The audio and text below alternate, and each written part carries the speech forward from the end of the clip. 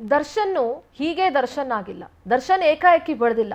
ದರ್ಶನ್ ಚಿತ್ರರಂಗದಲ್ಲಿ ಕಾಲಿಡಬೇಕು ಅಂತಂದ್ರೆ ಸಾಕಷ್ಟು ಜನರ ಕೊಡುಗೆ ಇದೆ. ಅದರಲ್ಲಿ ದರ್ಶನ್ ಅವರ ಮೊದಲ ಗುರು ಇದ್ರಲ್ಲ ಅಡ್ಡಂಡ ಕಾರಿಯಪ್ಪ ಅವರು ಬೇಸರವನ್ನ ವ್ಯಕ್ತಪಡಿಸಿದ್ದಾರೆ ದರ್ಶನ್ ಬಗ್ಗೆ. ಏನ್ ಹೇಳಿದ್ರು ಅವರು? ದರ್ಶನ್ ವಿರುದ್ಧ ಬೇಸರ ಆಕ್ರೋಶವನ್ನ ವ್ಯಕ್ತಪಡಿಸಿದ್ದಾರೆ ದರ್ಶನ್ನ ಮೊದಲ ಗುರು. ಪವರ್ ಟಿವಿಗೆ ಅಡ್ಡಂಡ ಕಾರಿಯಪ್ಪ ಎಕ್ಸ್ಕ್ಲೂಸಿವ್ ಆಗಿ ಮಾತನಾಡಿದ್ದಾರೆ. ನೋಡಿ ಅವ್ರು ಎಷ್ಟು ನೋವಿನಿಂದ ಮಾತನಾಡಿದ್ದಾರೆ ಅಂದ್ರೆ, ಸಂಸ್ಕಾರವಿಲ್ಲದ ಪವಿತ್ರ ಗೌಡ ದರ್ಶನ್ ಪಾಲಿಗೆ ಶನಿ ಅಂತ ಹೇಳಿದ್ದಾರೆ. ಹೆಣ್ಣಿನ ದಾಸನಾಗಿ ದರ್ಶನ್ ಹಾಳಾಗಿ ಹೋಗಿದ್ದಾನೆ. ಆತ ಸಿನಿಮಾ ನಿಜ ಜೀವನ ಒಂದೇ ಅಂದ್ಕೊಂಡ್ ಬಿಟ್ಟ, ಎರಡನ್ನೂ ಒಂದೇ ಮಾಡ್ಬಿಟ್ಟ. ನಟ ದರ್ಶನ್ ಜೊತೆಗಿರುವಂತಹ ಪಟಾಲಂ ಇದೆಯಲ್ಲ ಅದು ಸರಿ ಇಲ್ಲ. ರೇಣುಕಾ ಸ್ವಾಮಿಯನ್ನ ಹತ್ಯೆ ಮಾಡಿದ್ದು ಘನಘೋರ. ಒಳ್ಳೆ ಪತ್ನಿ, ಮುದ್ದಾದ ಮಗ, ಬೇರೇನ್ ಬೇಕಾಗಿತ್ತು ಇವನಿಗೆ? ಜೈಲಿನಲ್ಲಿ ಇದ್ದಷ್ಟು ದಿನ ಒಳ್ಳೆ ಪುಸ್ತಕಗಳನ್ನ ಓದಲಿ, ಅವಕಾಶ ಸಿಕ್ಕರೆ ಪಶ್ಚಾತ್ತಾಪ ಪಟ್ಟು ಆತ ಬದಲಾಗಬೇಕು. ನನ್ನ ಶಿಷ್ಯ ದರ್ಶನ್ ಅಂತ ಎಲ್ರಿಗೂ ಹೇಳ್ತಾ ಇದ್ದೆ. ದರ್ಶನ್ ಮೊದಲ ಗುರು ಅಡ್ಡಂಡ ಕಾರಿಯಪ್ಪ ಹೇಳಿಕೆಯನ್ನ ಕೊಟ್ಟಿದ್ದಾರೆ.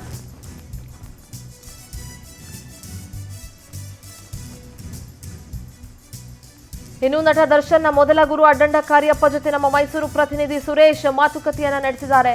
ಏನೆಲ್ಲ ವಿಚಾರಗಳನ್ನ ಹಂಚಿಕೊಂಡ್ರು ದರ್ಶನ್ನ ಮೊದಲ ಗುರು, ಕೇಳಿಸ್ಕೊಳ್ಳೋಣ.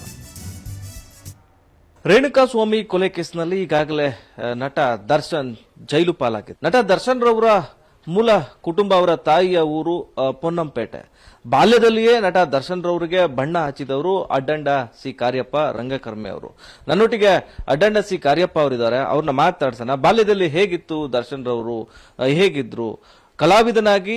ದರ್ಶನ್ ರವರು ಬಣ್ಣ ಹಾಕಿದ್ದು ನಾಟಕ ಯಾವುದು? ಅದಾದ ಬಳಿಕ ಅವರ ಕಲಾವಿದರ ಜರ್ನಿ ಹೇಗಿತ್ತು ಅಂತೇಳಿ ಕಾರ್ಯಪ್ಪ ಅವ್ರನ್ನ ಕೇಳೋಣ. ಸರ್, ಈಗ ಯಾವಾಗ ನೀವು ದರ್ಶನ್ ರವರನ್ನ ನೋಡಿದ್ದು, ಅವ್ರಿಗೆ ಬಣ್ಣ ಹಚ್ಚಿದ್ದು ಯಾವಾಗ?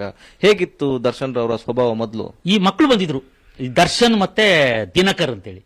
ಅವರು ದರ್ಶನ್ 7ನೇ ಕ್ಲಾಸ್ನಲ್ಲಿದ್ದ, ಇವನು 5ನೇ ಕ್ಲಾಸ್ನಲ್ಲಿದ್ದ ದಿನಕರ್. ದರ್ಶನ್ 7ನೇ ಕ್ಲಾಸಿನಲ್ಲಿ ಇದ್ರೂ ಕೂಡ 10ನೇ ಕ್ಲಾಸಿನ ಹುಡುಗನ ಅವನ ದೇಹದಾಡಿ ಇತ್ತು. ಅತ್ಯಂತ ಸುಂದರ ಹುಡುಗ, ನೋಡಕ್ಕೆ ವೈಟ್ ಆಗಿದ್ದ, ಗ್ಲಾಮರ್ ಹುಡುಗ. ಆ ಮಕ್ಕಳನ್ನ ಶಿಬಿರಕ್ಕೆ ಸೇರಿಸ್ಕೊಂಡೆ. ಮೊದಲ ನಾಟಕದ ಪ್ರದರ್ಶನ ದಿನಕ್ಕೆ ಮೇಕಪ್ ಮಾಡ್ತಾ ಇದ್ದಾಗ ಅನಿತಾ, ಅವಳ ತಾಯಿ ಬಂದಳು, ಮೀನಾಕ್ಷಿ ನಾಯ್ಡು. ಅವಳು ಅಷ್ಟೇ ಎತ್ತರ ಮನಸ್ಸು, ಮಹತ್ವಾಕಾಂಕ್ಷೆ ಇತ್ತು. ನನ್ನ ಮಗನನ್ನ ಇಡೀ ಸಿನಿಮಾ ಜಗತ್ತಿನಲ್ಲಿ ಒಬ್ಬ ಹೀರೋ ಮಾಡಬೇಕು, ನನ್ನ ಕಷ್ಟದ ದಿನಗಳು. ಅವಳು ಪಾಪ ಗಂಡನಿಗೆ ಒಂದು ಕಿಡ್ನಿ ಕೊಟ್ಟಿದ್ದಳು, ಒಂದು ಕಿಡ್ನಿಯಲ್ಲಿ ಬದುಕ್ತಾ ಇದ್ದಾಳೆ ಈಗಲೂ. ತೂಗುದೀಪ ಶ್ರೀನಿವಾಸ್ ತೀರೋಗಿದ್ದ ಕಷ್ಟದ ದಿನಗಳು, ಅವರು ಬೇಕರಿ ಇಟ್ಕೊಂಡಿದ್ದ, ಅವನು ಎಲ್ಲ ಕಷ್ಟದ ದಿನಗಳಲ್ಲಿ. ಆ ಸಂದರ್ಭದಲ್ಲಿ ಮೇಕಪ್ ಮಾಡ್ತಿದ್ದಾಗ, ಅಮ್ಮ ಯಾವ ಕೈಯಲ್ಲಿ ಮೇಕಪ್ ಮಾಡ್ತಾ ಇದ್ದೀಯಮ್ಮ ಅಂತ ಕೇಳಿದಳು. ಅಂದರೆ ಮಗನ ಭವಿಷ್ಯತ್ತು. ಅವಳ ಅಂತ ಹೇಳಿದಳು, ಒಳ್ಳೆಯ ಕೈಯಲ್ಲೇ ಮಾಡಿದ್ದೀನಿ, ಕಲಾವಿದ ನಾನು, ಒಬ್ಬ ಕಲಾವಿದನಿಗೆ ಹರಸಿಯೇ ಮಾಡ್ತಾ ಇದ್ದೀನಿ ಅಂತೆಲ್ಲ ಹೇಳಿದಳು. ಅದರ ನಂತರ ದರ್ಶನ್ ಚೆನ್ನಾಗೇ ಮಾಡಿದ್ದ, ವಿನೀತ ಹುಡುಗ ಇದ್ದ. ಅವನು ರಾಜನ ಪಾತ್ರ ಮಾಡಿದ್ದ. ಮಿಡ್ ಸಮ್ಮರ್ ನೈಟ್ ರಾಬಿನ್ ಗುಡ್ ಫೆಲೋದಲ್ಲಿ ರಾಜ ತುಂಬಾ ಚಂದಾಗಿ ಮಾಡಿದ್ದ, ನೋಡಕ್ಕೆ ಅದ್ಭುತವಾಗಿ ಕಾಣ್ತಾ ಇದ್ದ. ಈಗಿದೆಯಾ ದರ್ಶನ್ಗೆ ವಿನೀತ ಭಾವ ಇದೆಯಾ? ಯಾಕೆ ಹೀಗಾಯ್ತು ಬೆಳವಣಿಗೆ ಅಂತ? ಇದನ್ನ ನೋಡಿ, ಆ ವಿನೀತ ದರ್ಶನ್ ಯಾಕೆ ಹೀಗಾದ ಅಂತ. ಅಲ್ಲಿಂದ ತುಂಬಾ ವರ್ಷ ನನಗೇನು ಆಗಿಲ್ಲ. ನಾನು ರಂಗಾಯಣ ನಿರ್ದೇಶಕ ಆಗಿದ್ದಾಗ ಅವನನ್ನ ಗೆಸ್ಟ್ ಆಗಿ ಕರಿಬೇಕು ಅಂತ ಪ್ರಯತ್ನ ಪಟ್ಟೆ, ಆಗಲಿಲ್ಲ. ಒಂದೆರಡು ಸೋಷಿಯಲ್ ಮೀಡಿಯಾದಲ್ಲೋ ಟಿವಿಯಲ್ಲೋ ಅವನ ಮಾತುಗಳನ್ನ ಕೇಳಿದ್ದೆ. ನನಗೆ 2 ಮುಖ ಇದೆ ಅಂತ ಹೇಳ್ಕೊಂಡಿದ್ದ.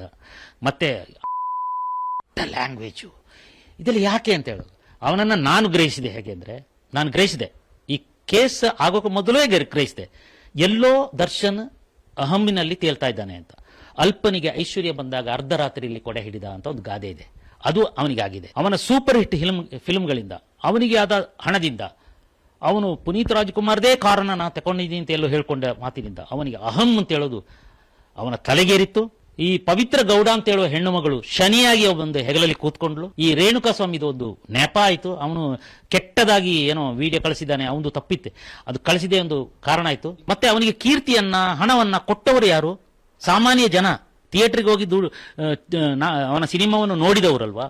ಆದ್ರಿಂದ ತಿಳ್ಕೊಳ್ಳಿ, ನಾನು ಎಲ್ಲಿಂದ ಬಂದೆ, ನನ್ನ ಹಿಂತಿರುಗಿ ಅವನ ಬದುಕನ್ನು ನೋಡ್ಲಿ. ಅವನ ತಾಯಿ ಪಟ್ಟ ಕಷ್ಟ, ಮೀನಾಕ್ಷಿ ನಾಯ್ಡು ಪಟ್ಟ ಕಷ್ಟವನ್ನ ಅವನು ನೆನೆದುಕೊಳ್ಬೇಕು. ಇವನು ಕೂಡ ಕಷ್ಟಪಟ್ಟಿದ್ದಾನೆ. ಇವನಿಗೆ ಒಳ್ಳೆ ಗುಣಗಳಿತ್ತವಲ್ಲ, ರೈತ ಪರ ಗುಣ ಇತ್ತು, ಗೋವು ಸಾಕ್ತಾ ಇದ್ದ, ಪ್ರಕೃತಿ ಪ್ರಿಯ, ಪ್ರಾಣಿಗಳನ್ನ ದತ್ತು ತೆಕೊಂಡು ಇದು ನಮ್ಮ ಈ ಪ್ರಾಣಿ ಸಂಗ್ರಹ, ಇಂತೆಲ್ಲ ಒಳ್ಳೆಯ ಗುಣಗಳನ್ನ, ಇವನ ಎಲ್ಲ ಬಣ್ಣಗಳನ್ನ ಮಸಿ ಕೊಚ್ಚಿ ಹೋಯ್ತು ಅಂತ ಹೇಳಿ ಇವನ ಹೆಂಡ, ಹೆಣ್ಣು, ಸಂಸ್ಕಾರ ಇಲ್ಲದಿರುವುದು ಮತ್ತು ಇವನ ಕೀರ್ತಿಯ ತುತ್ತುಂಗ ತುದಿಯಲ್ಲಿರುವಂತಹ ಅಹಂಕಾರ ಇವನನ್ನ ಸರ್ವನಾಶ ಮಾಡಿದೆ. ಇದು ಅಟೆಂಡಸಿ ಕಾರ್ಯಪ್ಪ ಅವರ ಮಾತು. ದರ್ಶನ್ ಎಣ ಮತ್ತೆ ಎಂಡದ ದಾಸನಾಗಿ, ಹೆಣ್ಣಿನ ದಾಸನಾಗಿ ಇದೀಗ ಉತ್ತುಂಗ ಶಿಖರದಲ್ಲಿದ್ದಂತಹ ದರ್ಶನ್ ಈ ರೀತಿ ಕೀರ್ತಿ ಪತಾಕೆಯನ್ನ ಗಳಿಸಿದ್ರು ಕೂಡ ಈತ ನಾಶವಾಗ್ತಾ ಇದ್ದಾನೆ. ಮುಂದೊಂದು ದಿನ ಒಳ್ಳೆ ಬದುಕನ್ನ ಕಟ್ಕೊಳ್ಳೋ ನಿಟ್ಟಿನಲ್ಲಿ ಪ್ರಯತ್ನ ಮಾಡಬೇಕು, ಪಶ್ಚಾತ್ತಾಪವನ್ನ ಮೊದಲು ಪಡಬೇಕು ಅನ್ನೋದು ಅವರ ಮಾತು. ಕ್ಯಾಮರಾಮನ್ ಹರೀಶ್ ಜೊತೆ Suresh B, power TV, Mysuru.